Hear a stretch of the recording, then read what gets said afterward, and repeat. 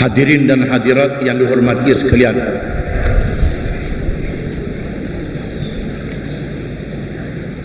sepatutnya majlis pada malam ini disiar secara langsung oleh RTM dan TV3, kerana berita-berita yang disiarkan oleh RTM, TV3 dan akhbar-akhbar yang dikuasai oleh kerajaan terlalu ramai rakyat Kelantan dan Terengganu yang masuk UMNO. Boleh jadi orang-orang luar Kelantan dan Terengganu menyangka di Kelantan ni tinggal Tok Guru seorang. Begitulah rakyat di seluruh negara dikelirukan. Walaupun rakyat negeri Kelantan dan Terengganu telah menunjukkan satu sikap yang patut dicontohi dan diikut oleh rakyat negeri lain, terutamanya bagi orang-orang Islam, termasuk juga orang-orang yang bukan Islam. Kerana kita telah menghidupkan satu kewajipan yang besar di dalam Islam, iaitulah kewajipan mendirikan kerajaan Islam. Inilah yang berlaku di sebalik hijrah Nabi kita Muhammad sallallahu alaihi wasallam ke Madinah. Nabi kesayangan kita Muhammad sallallahu alaihi wasallam berhijrah dari Mekah ke Madinah bukan macam orang berhijrah ke Felda Jengke untuk tanam kelapa sawit. Bukan macam orang Kelantan Terengganu berhijrah ke Mersing untuk ke laut. Bukan macam orang berhijrah ke Singapura untuk kerja buah bangunan. Bukan macam orang berhijrah ke Kuala Lumpur kerana nak berniaga di sana. Nabi kita Muhammad sallallahu alaihi wasallam berhijrah ke Madinah kerana menunaikan satu kewajipan yang besar, iaitulah mendirikan kerajaan Islam. Kewajipan yang diisytiharkan oleh Allah di hadapan malaikat sebelum diciptakan Nabi Adam alaihi salam. Wa idh qala rabbuka lil malaikati inni ja'ilun fil ardi khalifah. Dan ingatlah ketika Tuhanmu berfirman kepada malaikat, sesungguhnya aku akan jadikan di atas muka bumi itu khalifah. Makna khalifah itu dihuraikan oleh ulama-ulama kita. Di antaranya Imam Qurtubi di dalam tafsirnya menyatakan bahawa ayat ini menyatakan wajibnya diwujudkan kepimpinan yang mendirikan pemerintahan Islam. Rasulullah sallallahu alaihi wasallam berhijrah ke Madinah untuk menunaikan kewajipan mendirikan kerajaan Islam ini. Apabila pemimpin-pemimpin Mekah sendiri tidak mahu terima kerajaan Islam, kalau sekadar Nabi Muhammad sallallahu alaihi wasallam mengajar sembahyang, mengajar berpuasa, mengajar mengerjakan haji, mengajar berzikir dan berdoa, tidak termasuk di dalam perkara mendirikan kerajaan Islam, maka Abu Jahal tak marah. Pemimpin-pemimpin Mekah sedia mengizinkan Nabi sallallahu alaihi wasallam Bahkan mereka menawarkan Rasulullah sallallahu alaihi wasallam menjadi raja, menjadi pemimpin. Ditawarkan dengan kekayaan yang diambil daripada harta-harta orang-orang kaya di Mekah. Semuanya ditolak oleh Nabi sallallahu alaihi wasallam. Kerana mereka tidak mahu, tidak membenarkan, tidak mengizinkan Nabi sallallahu alaihi wasallam mendirikan sebuah kerajaan Islam. Apabila orang-orang Madinah, Aus dan Khazraj datang ke Mekah mengerjakan haji, di mana ibadat haji ini dikerjakan oleh orang Arab sejak diasaskan oleh Nabi Ibrahim alaihissalam, sebelum zahirnya Nabi Muhammad sallallahu alaihi wasallam. Mereka datang beramai-ramai untuk mengerjakan haji. Walaupun mereka menyembah berhala, mereka minum arak, mereka berjudi, mereka berzina, bunuh orang, merampak, tapi haji tak tinggal. Kerana haji menjadi amalan orang-orang Arab.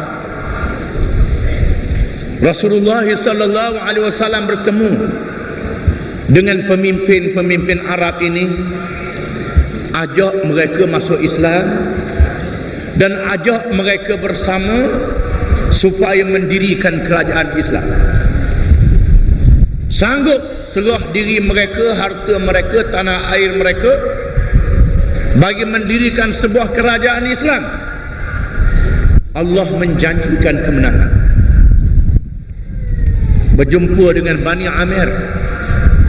Kabilah Bani Amir tanya, kalau Islam menang, mu nak beri apa? Mu nak lantik aku jadi apa? Nabi SAW menjawab, aku beri kepada kamu mengikut apa yang dikehendaki oleh Allah. Pemimpin Bani Amir kata, kalau macam tu aku tak mau ikut kamu. Apabila Nabi SAW berjumpa dengan pemimpin Bani Syaiban, mengajak mereka masuk Islam dan bersama-sama mendirikan kerajaan Islam, Allah menjanjikan kemenangan. Pemimpin Bani Syaiban kata, apa dia Islam?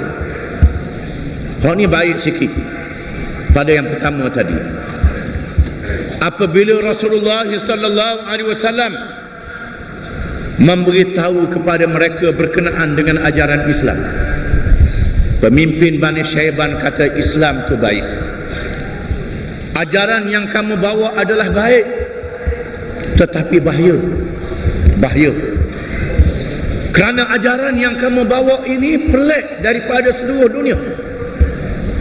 Kalau ajaran ini diamalkan, ditegakkan, kerajaannya didirikan, maka seluruh dunia akan mengepung dan menentang kerajaan ini.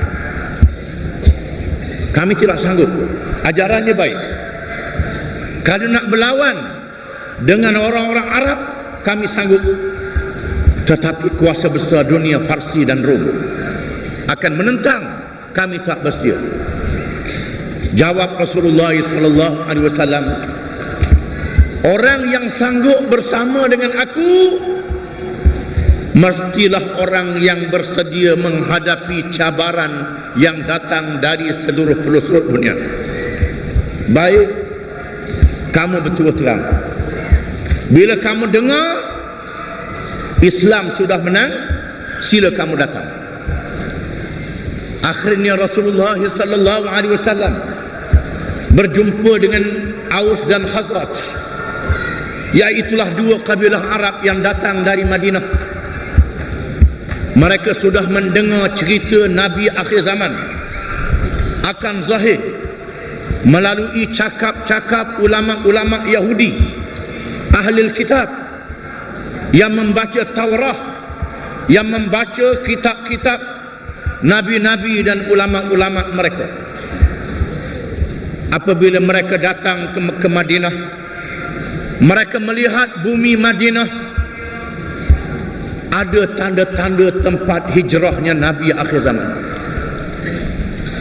Mereka menceritakan perkara ini kepada orang-orang Arab Aus dan Khazraj yang duduk di Madinah pada masa itu.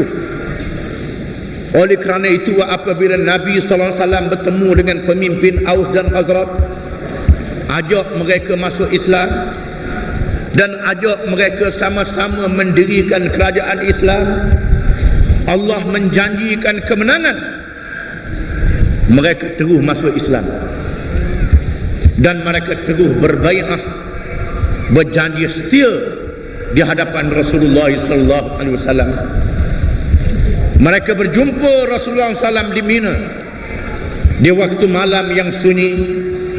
Mereka bertanyakan Rasulullah, ala ma nubayi'uka ya Rasulullah, di atas apakah Rasulullah hendak kami berjanji dan bersetia?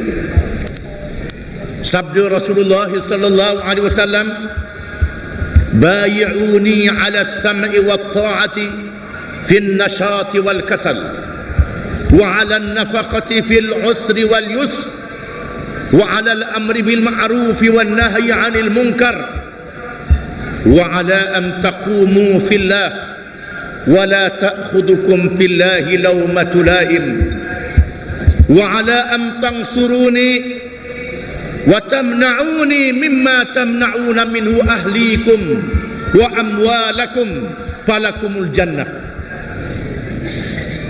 Aku nak supaya kamu berjanji kepada aku. Yang pertama, kamu dengar dan kamu taat perintah aku di masa rajin dan di masa malas. Sama ada kamu rajin, kamu malas, bila aku perintah kamu ikut. Ini yang pertama. Yang kedua, kamu berjanji untuk membelanjakan harta benda kamu bila aku minta.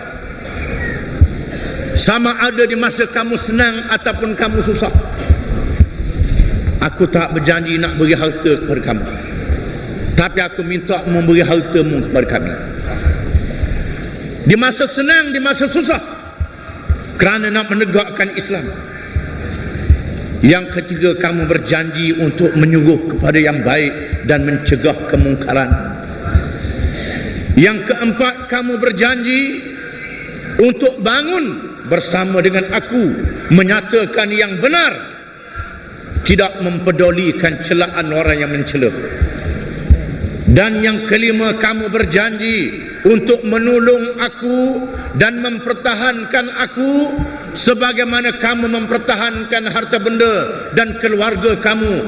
Allah menjanjikan syurga kepada kamu. Satu janji yang sangat berat. Lalu mereka bangun seorang demi seorang, memegang tangan Rasulullah SAW, berjanji untuk melakukan perkara itu. Setelah sudah berjanji, salah seorang daripada pemimpin Aus dan Khazraj bangun bertanya kawan-kawannya, wahai rakan-rakan sekalian, adakah kamu faham apa makna janji ini? Kamu mengerti apa makna janji ini? Makna janji ini ialah kamu akan berdepan dengan seluruh pelosok dunia yang akan menentang kamu. Mereka jawab, kami faham wahai Rasulullah. InsyaAllah kami akan tunjukkan keikhlasan kami kepada Rasulullah.